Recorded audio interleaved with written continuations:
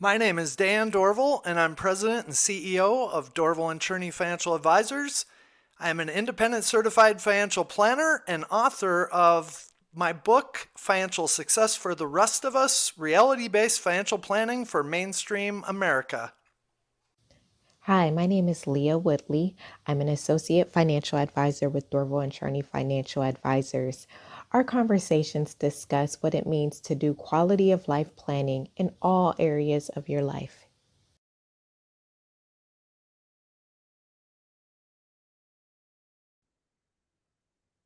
Dan, you recently met with a 60-year-old nurse who got convinced to move her 401k worth about $800,000 into an IRA with that same custodian who was holding her 401k.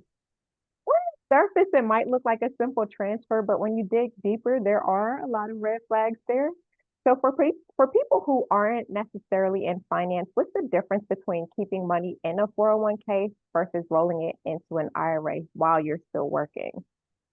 Yeah, it's a great question because what we're seeing like every day now is custodians are getting much more aggressive. So these would be custodians like might be Fidelity, it might be Empower, or any of these large custodians for significant 401k or 403b business.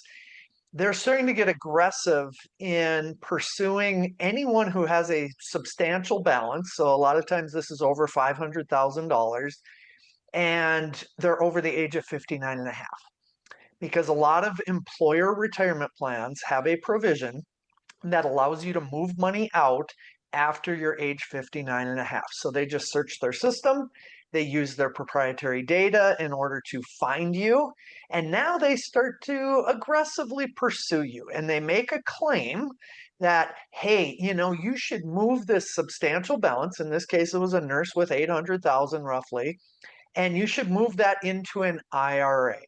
And the reason that they're telling these people is, you want to have somebody watching that account for you. Instead of just being in your 401k and you're not really paying that much attention to it, we will watch that account for you. And then we'll allocate it for you. In many cases, it might even be allocations to proprietary funds from the company they work for. So when we're talking about this, the first thing is investments do not have to be complicated. If you have the same asset allocation in a 401k as you have in your IRA, your results are going to be largely the same results because it's driven by asset allocation. Somebody watching it all the time is not somehow enhancing your returns. You have the same investments. Just because they watch it go up and down does not change your outcome in any meaningful way. So it frustrates us endlessly that people are being told that somehow paying a new fee, and that's what's really happening here, is this proprietary employee of the custodian is generating a new advisory fee. And that fee can be anywhere from, a relatively modest advisory fee of maybe like 0.5 or 0.6 up to we've seen fees of 1.25% or more per year.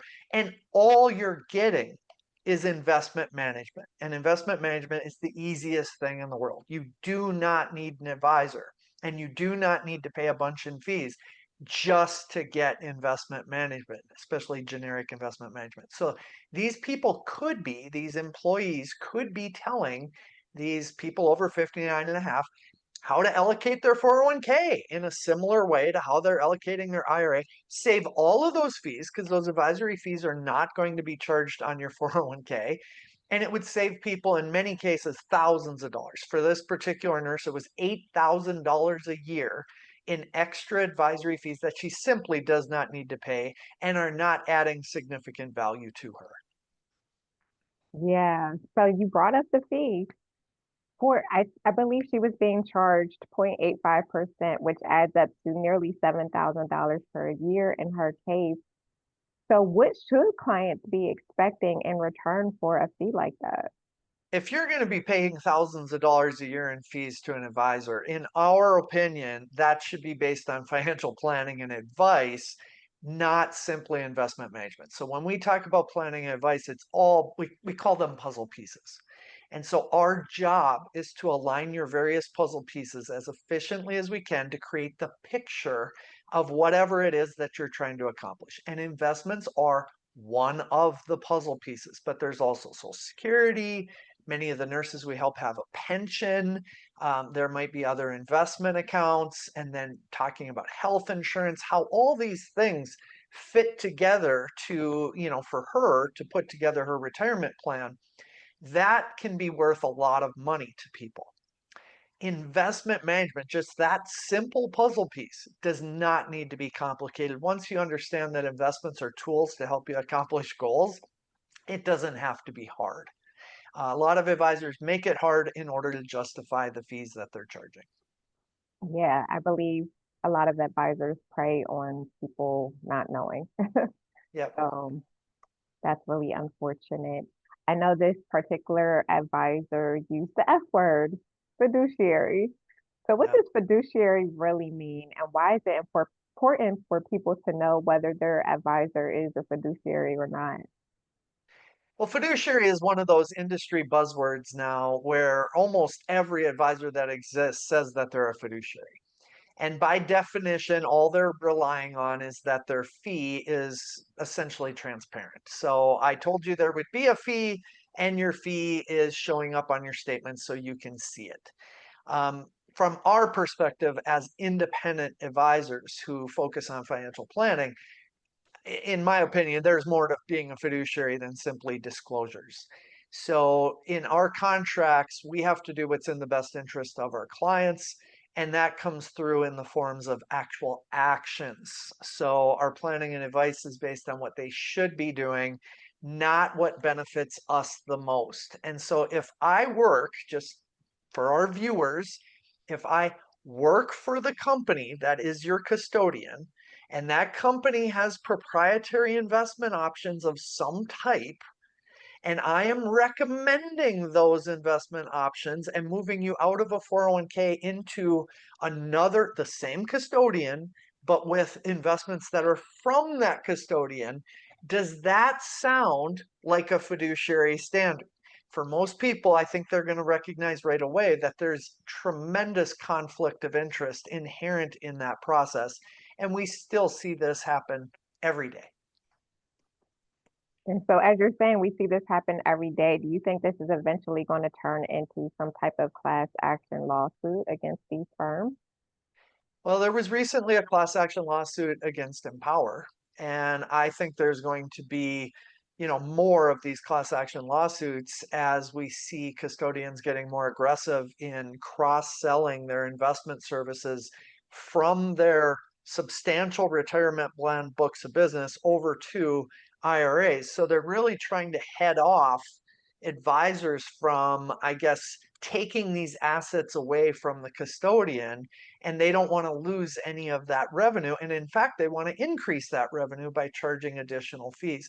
So I do think there are going to be class action lawsuits. How successful will they be when you know that there were disclosures? Hey, we disclosed to this person that the fees were going to be higher and we were going to be compensated. But when you really start to dig into it, how much value was there to move this particular nurse out of a 401k where she was already appropriately asset allocated? Many of these plans have default asset allocation options. And then I move her into an account where I'm using proprietary funds and charging a higher fee, and I'm not doing any planning or advice. Well, if that's true, how do you justify that?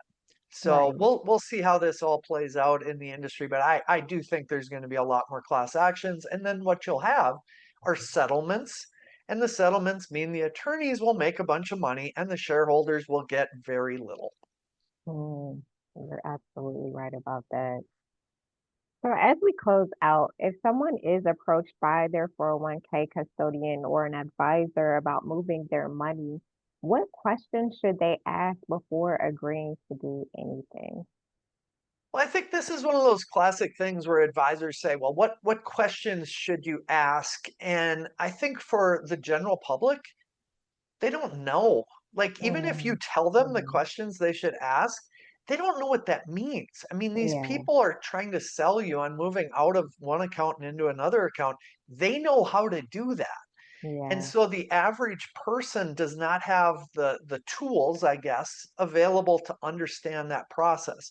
So I think instead of like specifically asking questions, I think it's more of a flag that if you've hit 59 and a half, and that is the only thing that you have done, you didn't leave your employer, your goals haven't changed, nothing has changed for you.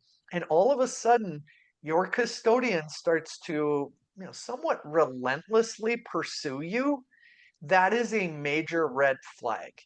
And then if mhm, they say, well, we're trying to move you out of your 401k into an IRA, and it's because we can watch the account for you, that's another red flag. And then yeah, if they say, well, we're going to charge you a fee, and you say, well, okay, how much am I being charged in my 401k? And they either skirt the issue or they just, they kind of poo-poo how much the fees are going to be, but yet it's going to be thousands of dollars. That's another red flag. So you're really looking for flags that indicate to you that there is a conflict of interest. yeah. Thank you so much for sharing those red flags. I think that'll be helpful for our viewers. Well, is there anything else you want to add before we close out? Well, I think as we talk about a lot, this is where our group advisory agreements really come into play because we are not affiliated with the custodian of any plan that we're dealing with. And if those individuals have an independent resource to be able to reach out to, contact, and say, hey, my custodian is pushing me to do this. Do you think this is in my best interest? We can actually answer that question on an independent basis. So, in this case, this nurse, her association sponsors us as, independent advisors available to her at no cost under our group advisory agreement. The association is paying for us to be available to help her. We were able to evaluate her situation and say, this just doesn't make sense for you. And she was able to prevent, seven or $8,000 a year in fees. Imagine the power of how valuable that is to a large employer or a large association. Absolutely. That was definitely an impactful way for us to help her and help other nurses as well, because we do meet with a lot of people that are in this situation. So, yes, thank you for sharing that. Well, thank you so much for all that tips that you provided and all the insight and your perspective. Until next time, have a good one. Thanks, Leah. Thank you.